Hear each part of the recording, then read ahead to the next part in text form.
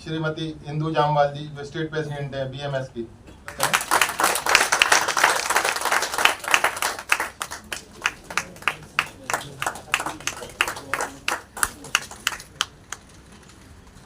मैं अनुरोध करूंगा आज के हमारे मुख्य अतिथि जस्टिस सुधीर अग्रवाल जी से, जो ऑनरेबल जुडिशियल मेंबर हैं नेशनल ग्रीन ट्रिब्यूनल के, इनसे अनुरोध करूंगा। पर्यावरण प्रेमियों को मेरा ये बहुत बहुत शुभकामनाएं और बधाई। आज 5 जून है और हम सब लोग इसको विश्व पर्यावरण दिवस के नाम से मना रहे हैं। ये इसलिए कि आज से 52 वर्ष पहले विश्व को ऐसा समझ में आया कि अगर पर्यावरण की चिंता नहीं की गई तो सिर्फ अंडर डेवलप कंट्रीज नहीं, बल्कि जो डेवलप कंट्रीज है, जो ऑलरेडी अपने आप को कह चुके हैं कि हम विकास कर चुके हैं, उनको भी समस्या हो जाएगी।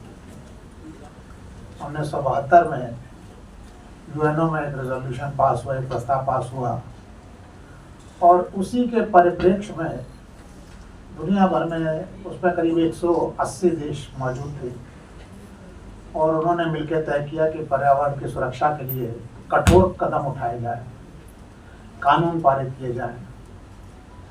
और उसी के तारतम्य में, क्योंकि उसमें एक सिग्नेटरी भारत भी था, तो भारत में भी तमाम कानून बने इस पर। 1974 का वाटर एक्ट, 1981 का air act, air pollution control and prevention act और 1986 का एनवायरमेंट पॉल्यूशन एक्ट वगैरह वगैरह। लेकिन हमारे देश में ये समस्या कभी नहीं थी, इसलिए कि हमारी सभ्यता, हम सब इस बात का गर्व भी करते हैं, अगर लाखों वर्ष नहीं तो हजारों वर्ष पुरानी तो है ही है।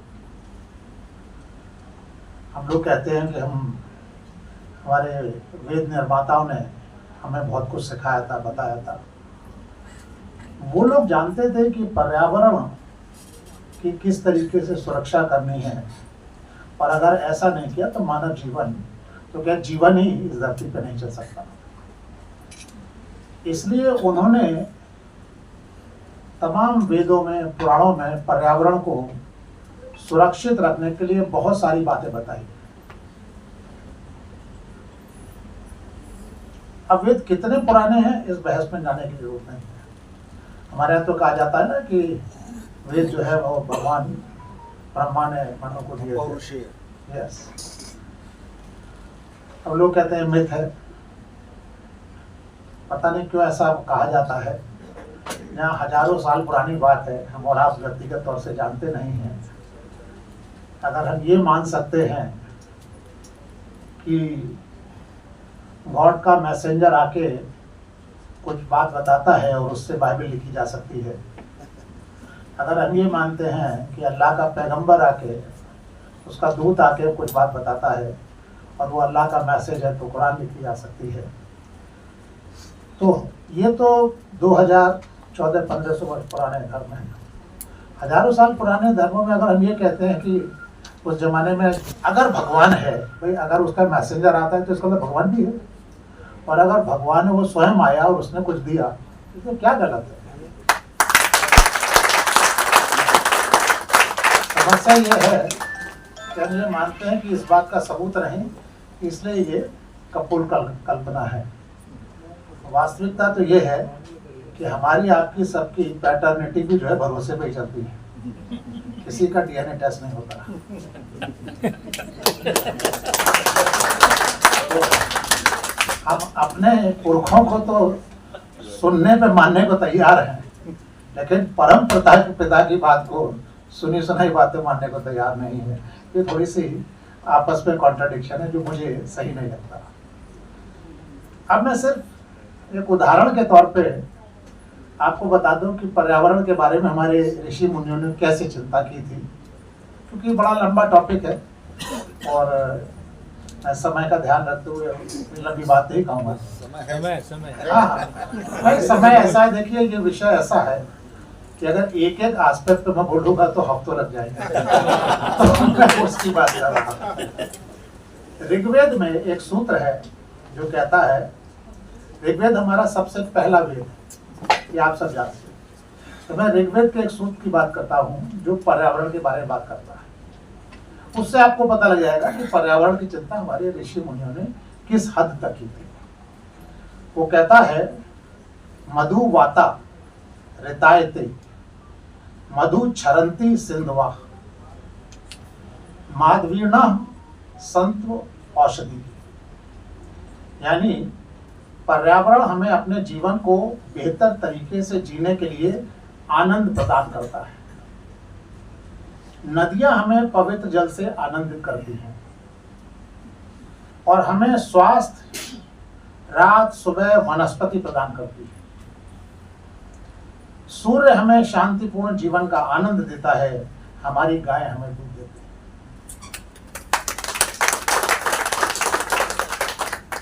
इसी प्रकार अथर्ववेद में, तमाम पुराणों में पर्यावरण के बारे में, जल के बारे में, वायु के बारे में, अग्नि के बारे में, पंच तत्व के बारे में बहुत सी बातें कही। वजह क्या है कि पर्यावरण है क्या? हर वो चीज जो प्रकृति से जुड़ी है वो पर्यावरण है। हम जब पैदा होते हैं तब भी हमें पर्यावरण चाहिए, हम जब रहते हैं, जिंदा रहते हैं, तब भी हमें पर्यावरण चाहिए, और जाते समय भी हम उसी पर्यावरण में विलीन हो जाते हैं। आपने देखा होगा कि जैसे हिंदुओं में संस्कार होता है, अग्नि के सपोर्ट किए जाते हैं, तो धुएं के साथ और राख में आप जो है इसी प्रकृति में मिल जाते हैं। फिर भी ये वर्षों, सैकड़ों, हजारों वर्षों से चला रहा था, लेकिन पर्यावरण की समस्या आज से ज्यादा दूर न जाए, करीब 70-75 वर्ष पहले नहीं थी। कारण क्या था? मैं आपको डराऊंगा नहीं, आप चिंता ना करें। मैं आपको global warming, carbon density, ozone splitting, ये सब पे नहीं ले जाऊंगा। मैं कोशिश करूंगा कि आपको वो छोटी छोटी बातें बताऊं जिससे हम पर्यावरण की मदद कर सकते हैं। उसी तरीके से जैसे हमारे प्रधानमंत्री जी ने एक बहुत छोटी सी चीज की तरफ आपका ध्यान दिलाया कि देश को स्वच्छ बनाना है, स्वच्छ मिशन, स्वच्छ भारत मिशन चलाना है, तो शौचालय होना चाहिए। बहुत छोटी सी बात, हमारा आप सब जानते थे लेकिन ध्यान नहीं देते थे, सरकारें भी ध्यान नहीं देती। तो मैं भी आपको आज की तारीख में, मेरा आपसे पहली बार मैं मुखातिब हो रहा हूँ, तो वो छोटी छोटी बातें पर्यावरण के बारे में आपका ध्यान दिलाऊंगा, जो अगर हम कर सके तो हो सकता है हम 100% चीजों को ना सुधार पाए। वैसे भी पर्यावरण आपने नहीं बिगाड़ा, तो पूरा आप ही सुधार दें, ऐसी कोई उम्मीद मैं आपसे ना करता हूँ, ना आपको भी करनी चाहिए, क्योंकि ये हमारे कंधों पे नहीं चलता है, हमारे भरोसे नहीं चलता है। लेकिन हाँ, हम वो गिलहरी वाला प्रयास जरूर कर सकते हैं कि एक दाना जो है वो राम सेतु के लिए मिट्टी का या रेत का डाल आए और कहे कि मैंने भी कुछ सहयोग किया। किस्सा तो सुना होगा आप लोगों ने, मैंने तो शॉर्ट में कह दिया है जी। तो पर्यावरण की समस्या क्या है? देखिए, भारत में हम लोग शुरू से प्रकृति से जुड़े थे। सुबह उठे, शौच के लिए खेत में गए, लौट के आए, नदी के किनारे नहाया या नदी से पानी लिया, घर आए, घर पे आके नहाए, खेत में गए, खेत में काम किया, उसी खेत की फसल से खाना हुआ, चौपाल में गए, थोड़ा सा वहीं पे मनोरंजन हुआ, वो भी सब प्राकृतिक तरीके से। उसके बाद पता चला 6-7 बजे लोग सोने चले जाते हैं। तो किसी किस्म के प्रदूषण की, या जिसको हम फॉरेन एलिमेंट कहते हैं, उसके आने की जरूरत ही नहीं थी। हम प्रकृति में विश्वास करते थे। लेकिन जब ये सो कॉल्ड इंडस्ट्रियल डेवलपमेंट आया और हमको ये बताया गया कि भाई लाइफ यही नहीं है, लाइफ इससे कुछ ज्यादा है, तो धीमे धीमे ये फॉरेन एलिमेंट पर्यावरण में आने लगे और उसको दूषित करने लगे।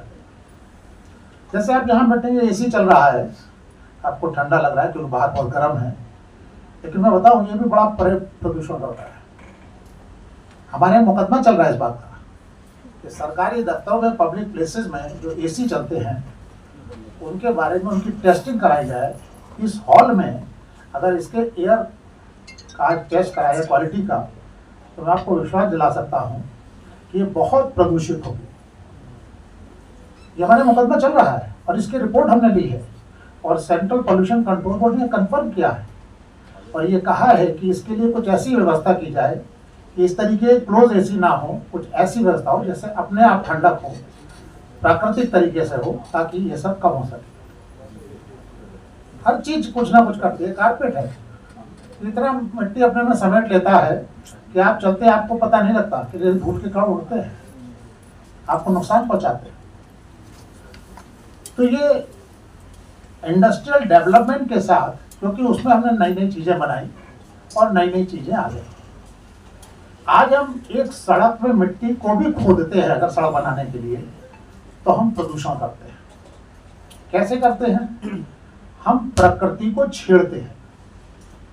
लेकिन हाँ, कुछ चीजें आवश्यक हैं। अब आज 2024 में खड़े होकर हम ये नहीं कह सकते कि हमें सड़क नहीं चाहिए, हमें ट्रेन नहीं चाहिए, हमें बस नहीं चाहिए, हमें स्कूटर नहीं चाहिए। अब ये बात कहना बेईमानी है। ये सब हमारी रोज की जिंदगी का हिस्सा बन गया है। तो सवाल ये है कि अगर ये सब आवश्यक है और अब ये रहेगा, तो इसके रहते हुए क्या किया जाए? अगर स्कूटर चलेगा तो धुआं निकलेगा, एयर पॉल्यूशन होगा ही होगा। आवाज करेगा इंजन, साउंड पॉल्यूशन होगा, नॉइज पॉल्यूशन होगा।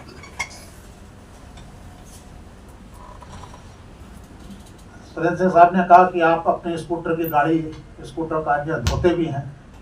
अरे ना रोज धोइए। अगर 2-3 महीने माली कीचड़ विचड़ कहीं लग गई कोई वजह और आपने धोया तो वाटर पॉल्यूशन भी होगा। तो किया क्या जाए? ऐसी क्या व्यवस्था हो कि जिससे हम पर्यावरण को अगर पूरी तरीके से नहीं तो कुछ हद तक ठीक कर सके। और मैं ये भी नहीं कहता कि सरकारी सहायता की आवश्यकता नहीं है, क्योंकि कुछ मेजर एस्पेक्ट हैं जिसपे सरकार ही काम कर सकती है, हमारा नहीं कर सकते। तो हम 2 हिस्सों में इसको बांट लेते हैं। एक वो जो हमारा अप्रोच कर सकते हैं और एक वो जो हमको सरकार को कराना है, सरकार को करना चाहिए। और हमारी आपकी सबकी जिम्मेदारी बनती है कि अगर सरकार नहीं कर रही है तो उसे याद दिलाएं, उसे मजबूर करें, उसे कहें कि आप ये करें। तो अपने से पहले शुरू करते हैं। क्या करते हैं? देखिए, आपके घरों में, हम घर से शुरू करते हैं, हमारी लाइफ वहीं से शुरू होती है। हमारे आपके घर में जब खाना बनता है तब भी आपने कई बार देखा होगा किचन में कोई सब्जी में कुछ मसाला वसाला डाला जाता है तो उसकी महक निकलती है। आप कहते हैं अरे भाई वो इसकी महक आ रही है, एग्जॉस्ट चला दो। आपको खांसी आने लगती है। क्या है वो? एयर पॉल्यूशन ही तो है। लेकिन वो आपने कहा साहब वो तो प्राकृतिक चीज है, मसाला है। मसाला जरूर है, लेकिन उसकी जो स्मेल आती है वो, उसमें कुछ ऐसे एलिमेंट भी होते हैं जो आपको कभी नुकसान नहीं करते। किचन का बायो वेस्ट है, जैसे खाने का को बनाने के समय सब्जी काटी, आटा वाटा गूंथा तो उसका कुछ गिर जाता है, कुछ निकलता है, उसको आप कूड़े में डाल देते हैं। आपने डबल रोटी सेकना है, पैकेट खोला, प्लास्टिक निकाली, वहीं डाल दी। इसको हम कहते हैं सॉलिड वेस्ट। हमारे यहाँ पर्यावरण में हमको तो टेक्निकली तरीके से हम समझते हैं 2 तरीके के कूड़े होते हैं, एक ठोस, दूसरा liquid. Solid waste, liquid waste. जितना किस्म का कूड़ा है उसको हम सॉलिड वेस्ट कहते हैं, और जितना किस्म का सीवर का पानी बनता है उसको हम लिक्विड वेस्ट कहते हैं। अब सॉलिड वेस्ट को भी हम कई पार्ट में डिवाइड करते हैं। एक तो गीला कूड़ा, ऐसा कूड़ा जो बायो वेस्ट है, जिसमें सब्जी, आटा, इस तरीके के आइटम हैं जो अपने आप पर्यावरण से मिलके बने हैं, और अगर हम उसको पर्यावरण को वापस कर दें, प्रकृति को वापस कर दें, तो वो उसमें मिल जाएंगे, नुकसान नहीं करेंगे और उसका ट्रीटमेंट हो जाएगा। दूसरा, ड्राई वेस्ट, सूखा हुआ, जैसे मान लीजिए पट्टे का डिब्बा है, लोहे का डिब्बा है, बहुत सारी चीजें निकलती है घरों में। हम लोग क्या करते हैं, कानून तो बहुत पहले बन गया, हम सब जानते हैं कि इसका प्रोसेस होना चाहिए। आज दिल्ली के 3 कॉर्नर, हजारों एकड़ जमीन घेरे हुए, कई 100 लाख टन सॉलिड वेस्ट, 3 पहाड़ बनाए हुए हैं। गाजीपुर देख लीजिए, बालासवा देख लीजिए, अंदवारी देख लीजिए, है या नहीं? आप लोगों ने करना आते जाते देखा। प्रेसिडेंट साहब ने कहा कि वहां पे काफी कम हो गया है। मैं तो गाजीपुर के सामने से रोज निकलता हूँ, क्योंकि मैं इंदिरापुरम से आता हूँ, जब एनजीटी जाता हूँ, मुझे भी लगा कि वहां कुछ कम हो गया है, लेकिन अभी जब पिछली बार आग लगी थी तो पता लगा उन्होंने और उसको ऊंचा कर दिया है। उस पहाड़ी पे आप समझिए ट्रक और जेसीबी मशीन ढेरों खड़े हैं, खिलौने से लगते हैं, इतना बड़ा पहाड़ है। जैसा मोटे तौर से हम लोगों के यहाँ रिपोर्ट में बताया गया कि 400 लाख टन कूड़ा इकट्ठा है। अब सोचिए तो ये क्यों हो गया? थोड़ा थोड़ा करके हुआ। दिल्ली में करीब 3000 टन कूड़ा रोज इकट्ठा हो रहा है। 1200 की कैपेसिटी है इनकी प्रोसेस करने की, बाकी सब ऐसे डाला जा रहा है, प्रोसेस नहीं हो रहा। लेकिन हम और आप मदद कर सकते हैं। मैंने अभी सुबह भी एक कार्यक्रम में बताया था, उदाहरण दिया था, इस समय फिर मैं देना चाहता हूं।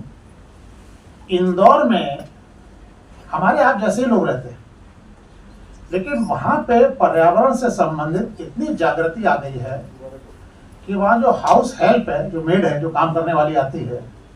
मैं अभी एक कार्यक्रम में गया था करीब 1.5 साल पहले, एक मेरे जानकार हैं, उनके यहाँ मैं सुबह ब्रेकफास्ट करने गया तो उन्होंने मुझे बताया कि सर यहाँ पे जब मेड आती है, नई मेड रखो, वो आती है तो कहती है कि मैडम हमें 3 डिब्बे दे दीजिए, एक ड्राई वेस्ट के लिए, एक वेट वेस्ट के लिए और एक प्लास्टिक के लिए।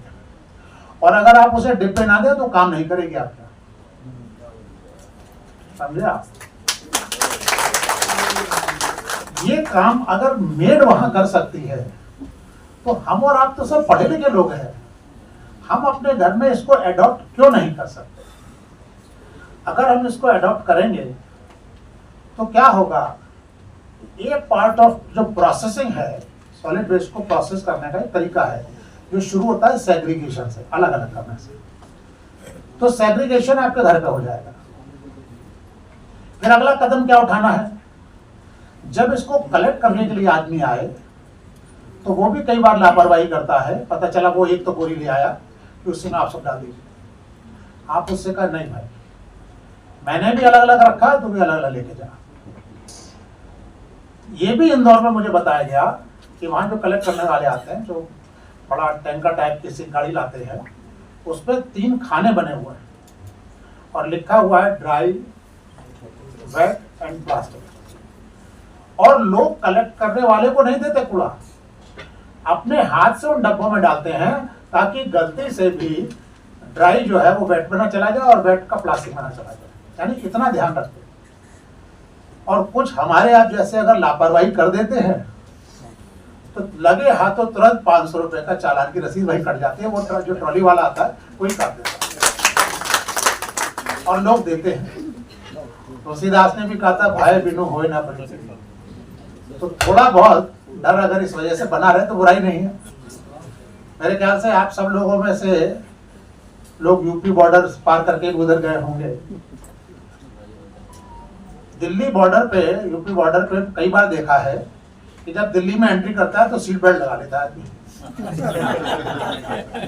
और लगाया हुआ आदमी जो सीट बेल्ट लगी हुई है, दिल्ली से जब यूपी जा रहा होता है तो जैसे बॉर्डर क्रॉस करता खोल देता है, जैसे कोई दिक्कत हो रही थी।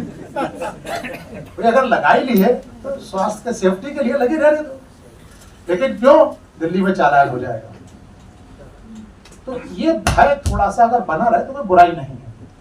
हमारा कानून है कि जो लोकल बॉडीज हैं ऐसा नियम बनाएगी, फाइन का प्रोविजन रखेगी कि अनफॉर्चुनेट पार्ट है फॉर डिफरेंट रीजंस, जो पॉलिटिकल भी हो सकते हैं, कोई भी हो सकते हैं, इन बॉडीज ने या तो ऐसे कानून बनाए नहीं, नियम बनाए नहीं, और अगर बनाए हैं तो लागू नहीं करते।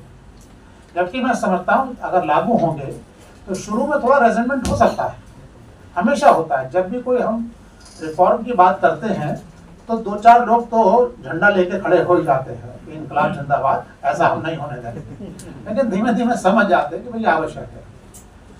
एक छोटा सा काम है जो आप अपने घर से शुरू कर सकते हैं, और सॉलिड वेस्ट का प्रोसेसिंग वहीं से शुरू हो जाएगी। उसके बाद होगा क्या, जो वेट वेस्ट होता है ये क्योंकि बायो सॉलिड होता है, ये सड़ता है, तो इससे ये इसको सड़ा के इसकी कंपोस्टिंग करते हैं, खाद बनाते हैं, और ये खाद जो खेतों के लिए इस्तेमाल हो जाती है। जो पुराने जमाने में लोग खेतों में शौच जाते थे ना, हंसी मजाक की बात अलग है, लेकिन एक्चुअली ये भी उसी का एक हिस्सा था। तो वो जो आपका जो बायोलॉजिकल एस्पेक्ट है वो वहाँ पूरा हो जाएगा, वो चला जाएगा। कुछ बच जाता है फिर भी जो कंपोस्टिंग नहीं मानती, क्योंकि कुछ मिट्टी जरूर होती है, उसको हम लोग इनर्ट कहते हैं या रेजिड्यू। वो जैसे आपने देखा होगा NHAI की सड़कें बन रही हैं, ये अच्छी खासी मिट्टी को काट के डालते हैं भराव करने के लिए, ये उस इनर्ट को उसमें इस्तेमाल कर सकते हैं। मुझे बताया गया कि आपके जो मिनिस्टर है परिवहन के सड़क के, उन्होंने बाकायदा NHAI को डायरेक्शन दिया है कि अगर खरीदना भी पड़े तो आप इनर्ट खरीदिए और उसको भराई में इस्तेमाल करें। कारण क्या है, ये जो मिट्टी होती है ना खेत की, जिसको हम सॉइल कहते हैं, ऑर्डिनरी सॉइल, इसका जो ऊपर की लेयर है जिसको हम टॉप सॉइल कहते हैं, ये बेशकीमती होती है, क्योंकि खेती के लिए या जलवायु के लिए सबसे ज्यादा फर्टाइल यही होती है। और अगर टॉप सॉइल आप मान लीजिए जैसे आपने फाड़ा मारा, खुदाई करी और उसमें कुछ कंस्ट्रक्शन मटेरियल मिला दिया, सीमेंट मिल गया, कुछ बालू मिल गया, ये सब मिल गया, तो वो टॉप सॉइल खराब हो गई। एक टॉप सॉइल को रिकवर करने के लिए 100 साल लगते हैं, ऐसा साइंटिफिकली कहा जाता है। आप सोचिए कितनी कीमती है। तो जो इनर्ट है उसको बजाय ये कि हम गड्ढों में इधर उधर डालें, हम सड़कों में भरने के काम में ला सकते हैं। तो हमारा सब ये 80% जो हमारा वेस्ट होता है वो इसी तरीके का होता है। 20% में बाकी सॉलिड वेस्ट आया, तो जो लोहे वगैरह का है, पट्टे हैं, ये रिसाइकलिंग होने चले जाएंगे। प्लास्टिक है, प्लास्टिक को ट्रीटमेंट का और कोई दूसरा तरीका इस समय बहुत अच्छी तरीके से ज्ञात नहीं है, तो क्या करते हैं, उसको सीमेंट फैक्ट्री वगैरह भेज देते हैं जलाने के लिए, क्योंकि वहां पर वो तेजी से जल जाती है।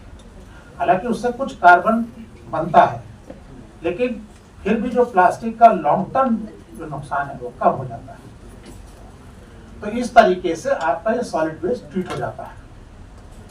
अगर ये हमारे घर से शुरू होगा तो चीजें आसान हो जाएंगी और हमें पहाड़ नहीं देखने पड़ेंगे। और ये पहाड़ इसीलिए देखने पड़ रहे हैं कि हम अपने घर से काम नहीं कर रहे। तो आज आप लोग ये यहाँ से तय करके जा सकते हैं कि हम और कुछ नहीं करेंगे, कम से कम इतना तो घर पे कर ही सकते हैं। दूसरी बात आती है जो दो और इम्पोर्टेंट प्रदूषण के जरिए हैं, वाटर और एयर। देखिए वाटर जो है, अभी पानी के बारे में बताया गया, ये भी हर तरीके से इंटरकनेक्टेड है। इसके बारे में भी आपको थोड़ी सी जानकारी दे दूं। सुबह भी मैंने अपने कार्यक्रम में यहाँ पर्यावरण से संबंधित कार्यक्रम था और मैं NGT का था, तो मुझे आज कई जगह जाना पड़ा। हमारे यहाँ प्रमुख नदी कौन सी है? दिल्ली में यमुना और वह गंगा, ठीक है ना। गंगा जब ऋषिकेश आती है तो लगभग 32 से 34 हजार क्यूसेक पानी लेके आती है। उसको पहला बैराज ऋषिकेश पे बनता है, हरिद्वार के पास में। वो वहां पे लगभग 12 से 14 हजार क्यूसेक पानी उसका ले लेती है। रामगंगा नदी उधर से। मैं सन 68 में मेरे मौसा जी इरिगेशन में इंजीनियर हुआ करते थे। तो हम लोग जब हर की पड़ी नहाने जाते थे तो हमसे कहते थे तुम गंगा में नहीं नहाते हो, नहर में नहाते हो, गंगा का तो पानी हम पहले ले जाते हैं। ये 67-68 की बात बता रहा हूँ। उसके बाद वो जब आगे चलती है तो फिर उसे एक बिजनौर के पास में बैराज मिलता है। चौथा बैराज अल्टीमेटली उसे नरोरा कानपुर मिलता है, नरोरा मिलता है। चौथा नरोरा कानपुर है। कानपुर तक आते आते वो 32 से 34 हजार क्यूसेक पानी जो गंगा में चला था वो 1000 से 1500 क्यूसेक पानी रह जाता है। अब इस पानी के साथ जब ई फ्लो नहीं बनेगा तो जो पानी में अपने आप उसको ठीक करने की जो उसमें क्वालिटी है वो कैसे लागू होगी। आप लोगों में जो लोग 25, 30, 40 साल पहले ऋषिकेश हरिद्वार नहाने गए होंगे, याद होगा बड़ी मछलियां रहती थी वहां पे। ऋषिकेश पे तो मुझे याद है कि हम नहा रहे होते तो बगल में उछलती थी, डर लगता था। खूब बड़ी बड़ी मछलियां होती थी, टॉर्टोइज होते थे, आगे आके क्रोकोडाइल भी मिलते थे। गंगा में तो सुना होगा आपने, है ना। ये सब पानी की सफाई करते। हम लोगों में कई बार शवों को बच्चों के उसके नदियों में करके उनको जलाते नहीं है, लेकिन ये जलीय जंतु थे ना, ये उसकी सफाई करते थे। हमने पानी को पहले तो पानी खत्म कर दिया, जाने नहीं दे रहे, और जो थोड़ा बहुत बचा तो उसका ई फ्लो हमने कैसे बनाया। हमारे शहरों के जो नाले निकलते हैं वो सीधे गंगा में जाते हैं। सुरेश सिंह जी बुरा ना माने, एक उदाहरण आपको पता ताजा देता हूँ यमुना का। यमुना की भी स्थिति ऐसी है। सबसे पहले डाक पत्थर पे एक बैराज बना हुआ है जो यमुना का लगभग 35 से 40% पानी ले लेता है। डाक पत्थर हिमाचल प्रदेश में है। दूसरा बैराज जो है हथरी कुंड मिलता है इसको, वहां पे लगभग 80% पानी चला जाता है और कुछ ज्यादा ही। और जो थोड़ा बहुत बचता है वो वजीराबाद बैराज में चला जाता है। वजीराबाद बैराज तक आते आते यमुना में पानी नहीं बचता। तो सवाल ये कि फिर आगे जाता क्या है। ये हमारे यहाँ एक हलफनामा दिल्ली जल बोर्ड ने दाखिल किया है और मैं आपको उसके शब्द बताना चाहता हूँ। उन्होंने कहा है कि 377 या 277 MLD सीवेज जिसको हम ट्रीट नहीं कर पाते, इसकी प्रोसेसिंग नहीं करते, सफाई नहीं करते, वो हम यमुना में डाल देते। 1 MLD पानी कितना हुआ? 10 lakh litre, million litre per day. MLD मतलब million litre per day. 1 MLD 10 lakh litre. तो अगर हम 277 या 377 MLD की बात कर सकते हैं तो आप सोचिए प्रतिदिन कितना पानी हुआ। इतना नाले का पानी डेली बिना ट्रीटमेंट के यमुना में डाला जाता है। हमने कोर्ट में बैठकर उनसे पूछा कि भाई ये जब पानी ट्रीट नहीं हो रहा है तो इसको आप यमुना में क्यों डालते हैं। तो उनका जवाब जानते हैं क्या था कि साहब वो सुप्रीम कोर्ट ने और एनजीटी ने आदेश दिया है कि यमुना में ई फ्लो मेंटेन किया जाए। तो पानी का बहाव मेंटेन करने के लिए हम ही उसमें डाल देते हैं। आपका भाई ये फ्लो के लिए काय ना किए, काय नाला बनाओ उसको। अरे यमुना का पानी बनाना है ना कि नाले का पानी। लेकिन वास्तविकता ये है कि दिल्ली शहर में ट्रीटमेंट का कोई व्यवस्था ही नहीं है। और अनफॉर्चुनेट पार्ट ये है कि यहाँ पे शायद 32 STP जो लगे हुए हैं उनमें किसी का भी ट्रीटेड पानी का स्टैंडर्ड जो प्रेस्क्राइब स्टैंडर्ड उससे मीट नहीं करता। क्यों? क्योंकि इसके चलाने में भी खर्चा होता है। ये भी सब रिवर में जा रहा है। अब समस्या ये है कि इसको कैसे सुलझाया जाए। देखिए हम शहर में रह रहे हैं तो सॉलिड वेस्ट भी जनरेट होगा, सीवेज भी जनरेट होगा। अगर ट्रीटमेंट की फैसिलिटी नहीं है तो क्या करें, मतलब क्या इसको ऐसे होने दें। एक छोटा तरीका है जिसमें आप और हम सब लोग मिलके इसके लिए काम कर सकते हैं। गांव में कोई एसटीपी नहीं होता, ये बात ठीक है, अभी बताया आपको। लेकिन गांव में आपने देखा होगा कच्ची नालियां बनी रहती हैं, और वो सारी नालियां गांव के पानी को खेतों में ले जाती है, या नहीं? खेतों में इस्तेमाल हो जाता है। क्यों? क्योंकि अगर उसमें प्लास्टिक वगैरह ना हो तो पानी तो ऑर्गेनिक पानी है, मैन्योर है, एक तरीके का खाद है। खाद क्या है? चीजें सड़ जाती हैं तभी तो खाद बनती है, और क्या होता है? इंदौर में सॉलिड वेस्ट मैनेजमेंट का उन्होंने प्लांट लगा रखा है, यहाँ प्रोसेस करते हैं। और आप जानते हैं क्या कितना बनाते हैं खाद? 60 टन खाद रोज बनाते हैं उससे। और हमने उससे पूछा किसानों को देते होंगे? बोले नहीं साहब, हमारे पास इतनी डिमांड है इसकी कि 2 बड़ी कंपनियां वो पूरा खाद उठा लेती है, इतनी डिमांड है। तो यही काम अगर हम लोग यहाँ कर सकते हैं।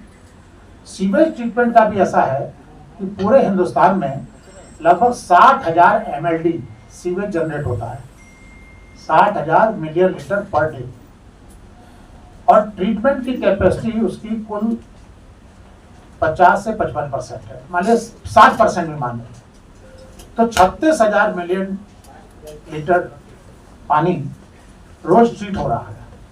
और वो ट्रीट होकर क्या होता है, फिर उसी नाली में डाल देते हैं या फिर नदी में डाल दिया, और वो अल्टीमेटली समुद्र में चला गया।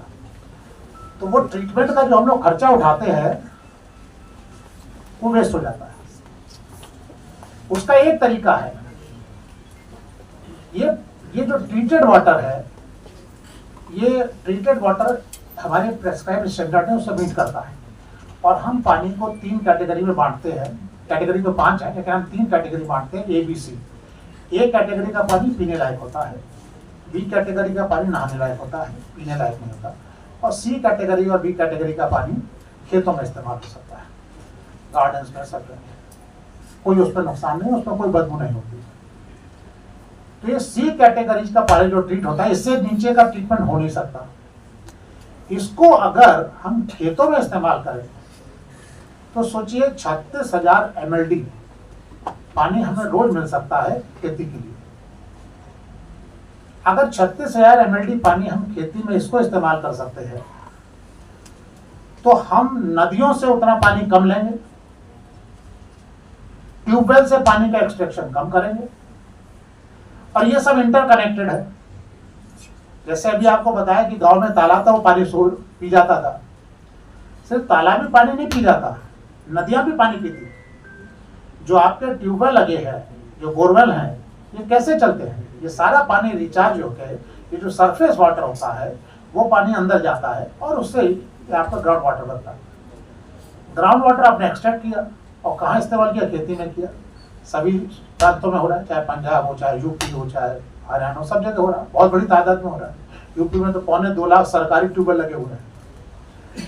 तो अगर हम ये ट्रीटेड वाटर को इस्तेमाल कर सकें तो हमको कम पानी की आवश्यकता होगी, हम पानी का एक्सट्रैक्शन कम करेंगे, सरफेस वाटर भी कम लेंगे, तो रिचार्ज भी अच्छा होगा, नदी में भी पानी ज्यादा रहेगा, और आपको फ्रेश वाटर आराम से मिलेगा। एक इंटरकनेक्टेड है। कहा जाता है कि हमारा किसान जो है वो इसको लेने को तैयार नहीं। हमको जानकारी है कि वो इसलिए लेने को तैयार नहीं है, ये प्रॉपरली ट्रीटेड होता नहीं, इससे बदबू आती है। अगर ये प्रॉपरली ट्रीट होकर दिया जाए, और आप नहर बना रहे हैं, सिंचाई के नहर बनते नहीं बनते, पानी जाता है, ट्रीटेड वाटर भेज दीजिए। आपने कहा साहब ट्रांसपोर्टेशन बहुत कॉस्ट लगती है। अरे भाई, आप नहर बनाइए, एक बार खर्चा होगा ये 36,000 MLD, और अभी तो हम 60,000 तक लेके जाएंगे इसको, तो इतना पानी जाएगा, इस पर खर्चा करिए, क्या दिक्कत है? इस पानी को खेतों में भेज दीजिए तो हमें फ्रेश वाटर मिलेगा, जनता को मिलेगा। लेकिन इस सब के लिए थोड़ी विल होनी चाहिए, करने की इच्छा होनी चाहिए, ये नहीं होता है। तो पानी के पॉल्यूशन को हम लोग पानी के अवेलेबिलिटी के साथ जो है थोड़ा कम कर सकते हैं, क्योंकि अगर नदियों में पानी नहीं होगा तो वो साफ हो नहीं सकता, वो गंदा होगा ही होगा, और फिर कोई दूसरा रास्ता नहीं। अब तीसरी बात ये एयर पॉल्यूशन की। हम और आप सब दिल्ली के पॉल्यूशन के बारे में अच्छी तरह से न सिर्फ जानते हैं बल्कि उससे त्रस्त भी और ग्रस्त भी हैं। बहुत से आप में से ऐसे लोग होंगे जिसने नवंबर दिसंबर में जो ये धुआं भरा रहता है उससे आंखें जली होंगी, गला खराब हुआ होगा, और वो दवा से ठीक नहीं होता, क्योंकि ये पॉल्यूशन थोड़ा अलग तरीके का होता है। ऐसे मुझसे बात हो रही थी, ये कहा गया कि साहब ये पंजाब में पराली जलती है उसकी वजह से होता है। तो हम कहा भाई थोड़ा सा हमारी समझ में कम आता है, क्योंकि गरीब किसान को इसके लिए जिम्मेदार ठहराना बहुत अच्छी बात नहीं है। दिल्ली के चारों तरफ बॉर्डर जो है वो पंजाब है कहीं? आप बता दो। दिल्ली की सीमा में कहीं सीमावर्ती एरिया में कोई पंजाब जुड़ता है?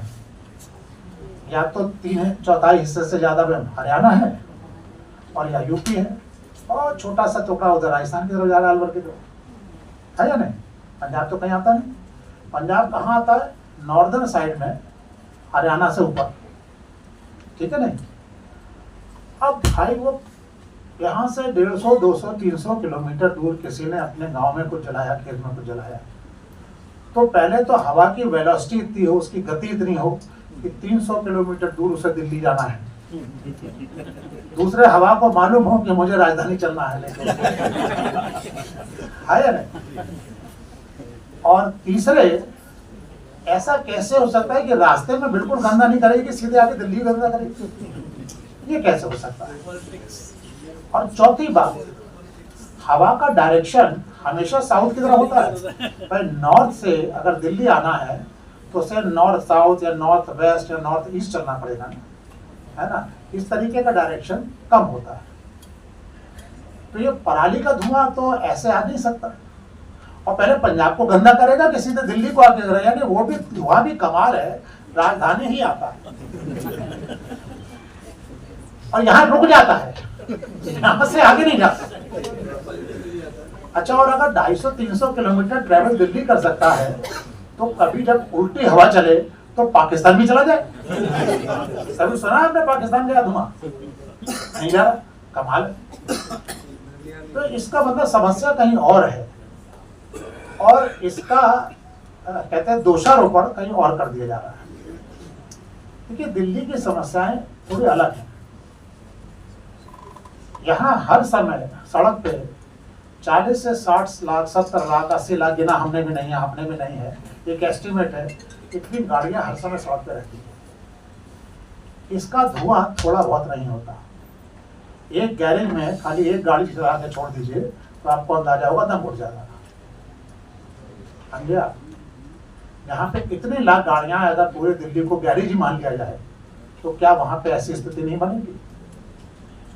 दूसरी बात, यहाँ कंस्ट्रक्शन एक्टिविटीज भी बहुत हो रही है।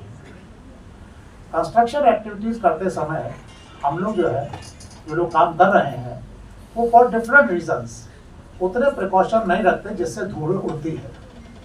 सर्दियों में धूल जो है वो हवा को भारी करते नीचे रह जाती है, ऊपर नहीं जा पाती। और तीसरी बात, सर्दियों में हवा तेज नहीं चलती।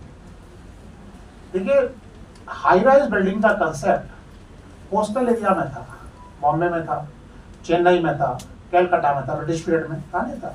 दिल्ली में तो हाई राइज बिल्डिंग आज से 150-200 साल पहले आपने कहीं देखी नहीं। पुराने चांदी चौक वगैरह जाइए, 3 मंजिल 4 मंजिल ज्यादा, इससे ज्यादा ऊंचे मकान ही नहीं होते थे, ठीक है नहीं? हमने भी जगह की कमी को देखते हुए जो भी है हाई राइज बिल्डिंग यहाँ बनानी शुरू की। तो हमने क्या किया कि बिल्डिंग्स का एक कवर बना दिया और हवा को क्रॉस वेंटिलेशन रोक दिया। आप अपने घर में देख लीजिए, कभी सुबह उठते हैं, खिड़की खोलनी है तो खिड़की खोलते हैं, दरवाजा भी खोलते हैं कि हवा क्रॉस वेंटिलेशन होगी तो आएगी, वरना नहीं आएगी। यहाँ पे हवा एक बिल्डिंग से टकराती है, दूसरी बिल्डिंग से टकराती है, तीसरी बिल्डिंग से टकराती है, वहीं रह जाती है, तो वो कहीं निकल भी नहीं पाती। जो आ गई है, जो गंदगी है, जो एयर पोल्यूशन हो गया, वही रह जाता है। ये भी एक वजह है। हमने मुकाबला तो किया कोस्टल एरिया का, वहाँ हवा बहुत तेज चलती है। कोस्टल एरिया में आप जाइए, वहाँ हवा समुद्र के किनारे बहुत तेज चलती है, लेकिन वो दिल्ली में नहीं चलती। हमारे पास कौन समुद्र है यहाँ पर? तो कुछ और समस्याएं हैं, उनके सुलझाने के कुछ और तरीके हो सकते हैं। उसका एक तरीका जो सबसे अच्छा तरीका हो सकता है वो है पेड़, जैसा अभी बताया, जैसा सभी ने बताया। हम सब जानते हैं। तो मैं आपको पेड़ के बारे में छोटी सी बात कहूंगा, ज्यादा बड़ी नहीं कहूंगा। आपसे ये नहीं कहूंगा कि आप जंगल लगा दीजिए, 10 पेड़ मत लगाइए, 1 पेड़ लगाइए, लेकिन 3 साल उसकी देखभाल करिए। अगर दिल्ली की जनसंख्या मान लीजिए 1 करोड़, 1.5 करोड़, 2 करोड़ है, 2.5 करोड़ है, जो भी है, अगर ये सब लोग मिलके 1-1 पेड़ लगा दे और 3 साल देखभाल कर सके, तो दिल्ली में तो अपने आप में बढ़िया जंगल बन जाएगा। और पेड़ अगर लगेगा तो वो हवा चलाएगा, पानी को रोके, हवा को रोकेगा, नमी को पैदा करेगा, ऑक्सीजन देगा। 1 पेड़ फोकट में, फ्री में आपको हजारों टन ऑक्सीजन देता है। 1 सिलेंडर ऑक्सीजन का पाने के लिए कोविड में आप लोगों की जान जो है कितने खतरे में पड़ गई थी, इससे मुझे बताने की जरूरत नहीं है। आप सबने टीवी देखा होगा उस जमाने में किस कदर मारा मारी थी, सिर्फ यही नहीं, तमाम जगह, है ना। और ये पौधे जो हमें फ्री में ऑक्सीजन दे रहे हैं, हम इनको इतनी बेदर्दी से काटने को तैयार हो जाते हैं कि कोई चिंता नहीं। और क्या करते हैं, पेड़ काटने की परमिशन डिविजनल फॉरेस्ट ऑफिसर क्या लगाई, उसने कहा 250 रुपये जमा करो काट दो, 1200 रुपये जमा करो काट दो, बहुत मामूली से पैसा लेता है, उससे कोई दर्दी नहीं है। 1 पेड़ की कीमत यह नहीं होती। सुप्रीम कोर्ट ने एक मैटर में एक हाई पावर कमेटी बनाई कि एक पेड़ की क्या कीमत होनी चाहिए, अगर पेड़ कटता है तो उससे कितना नुकसान होता है और उसकी क्या कीमत होनी चाहिए। मैं हिंदुस्तान के तमाम जो बॉटनिकल साइंटिस्ट वगैरह थे उनको उसमें लगाया। तो आप जानते हैं उन्होंने क्या कीमत बताई? उन्होंने कहा साहब पेड़ की कीमत जो वो हमको बेनिफिट देता है, अगर उसको पैसों में कन्वर्ट किया जाए, पहली बात तो उसे कन्वर्ट कर नहीं सकते क्योंकि वो जिस तरीके से ऑक्सीजन वगैरह देता है उसे कोई दूसरा दे ही नहीं सकता। लेकिन मान लीजिए किया जाए तो 76,000 रुपए प्रति वर्ष उस पेड़ की आयु के अनुसार कैलकुलेट होना चाहिए। NHI का प्रोजेक्ट था, वो 5,000 पेड़ काटना चाहते थे, उसमें 50 से लेकर 100 साल तक के पेड़ थे। जब सुप्रीम कोर्ट में वो कैलकुलेशन किया गया तो वो तो अरबों खरबों में आ रहा था। तो उन्होंने कहा अच्छा ये ऐसी बात है, तो ठीक है, इस मैटर को फिर कभी देखते हैं। और मैटर आज भी पेंडिंग है, उस पर कोई डिसीजन नहीं हुआ है। अब अगर ये कीमत पेड़ की हो सकती है तो ये बताइए 1,200 रुपए, 250 रुपए, 2,000 रुपए पे पेड़ काटने की आपको ये हिम्मत कैसे मिली? किसने आपको आज्ञा दी? कारण क्या है? हम भी प्रोटेस्ट नहीं करते, अधिकारी जो है उनका कुछ बिगड़ता नहीं है, वो इस मामले में इतने कंपैशन नहीं रखते कि भाई पेड़ को बचाना बहुत आवश्यक है। तो सिर्फ पेड़ लगाना ही नहीं है, लगे हुए पेड़ों को बचाना भी है। इलाहाबाद में, प्रयागराज में अभी कुंभ की वजह से बहुत काम हो रहा है, वहां भी काफी पेड़ काटे गए। पुरन सिंह जी तो कमिश्नर दिल्ली, बनारस में भी थे, डीएम थे, और वहां भी थोड़ी कटाई वटाई हुई, ऐसी बात नहीं थी। लेकिन वहां ये भी देखा गया कि ऐसे पेड़ जो न कटे और फिर भी काम चल सकता है, तो उसको उन्होंने कवर करके और उसको प्रोटेक्ट करते हुए सड़क इधर से उधर से निकाल दी। तो ऐसा कई जगह किया गया कि पेड़ों को कटने से बचाया गया, बड़े बड़े पेड़, जो पुराने पेड़। ये जिलाधिकारियों की कहना चाहिए उनकी बुद्धिमत्ता का प्रतीक है। ये काम हम लोग भी सोच कर सकते हैं, क्यों नहीं कर सकते? विदेशों में पेड़ आसानी से नहीं कटते। अब वो लोग इस मामले में पहले जो करते होंगे हमें मालूम नहीं, लेकिन अब तमाम कंट्रीज में पेड़ काटने एक अपराध माना जाता है। हमारे यहाँ भी अपराध है, लेकिन उसकी कोई सजा नहीं है। आप अपराध है 300-400 रुपए फाइन दो, काम खत्म। अगर उस पर 2-4-6 महीने की सजा होती ना तो शायद कोई रुकता। दूसरी बात है कि मुकदमा चलता है, तो मुकदमा तो ऐसे है कि बाबा ने मुकदमा लगवाया और पोता भुगत रहा है, आया नहीं। हमारे यहाँ के जमाने में क्या होता है, तो मुकदमों से डरते नहीं है, तो उसे छोड़िए।